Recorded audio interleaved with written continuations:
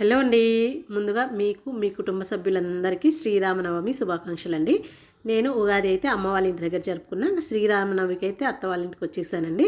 ఇంకా ముందు రోజే దేవుని దగ్గర అన్నీ క్లీన్ చేసేసుకొని అన్నీ తోము పెట్టుకొని ఇంకా దేవుని దగ్గర ఫోటోలన్నీ తుడిచి బొట్లు పెట్టుకొని పేపర్ అయితే మార్చేసుకున్నాను.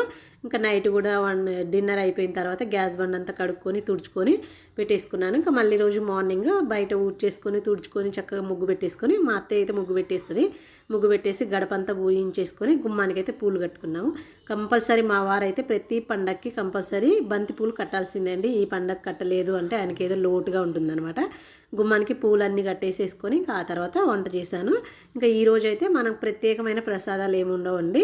వడపప్పు, పానకము, చలివిడి ఇంకా అవే చేశాను. ఇంకా వడపప్పుకి అయితే నైటే నానబెట్టేసుకున్నాను కదా.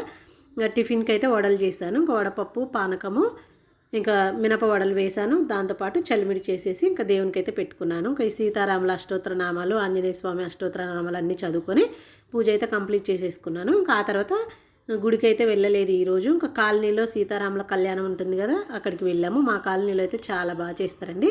ఇంకా పూజ అయితే ఈరోజు అయితే చాలా బాగా జరిగింది. మీరందరూ పూజ ఎలా చేసుకున్నారో కామెంట్ బాక్స్లో కామెంట్ చేయండి. అలాగే వీడియో నచ్చితే లైక్ చేయండి. హ్యాపీ శ్రీరామనవమి.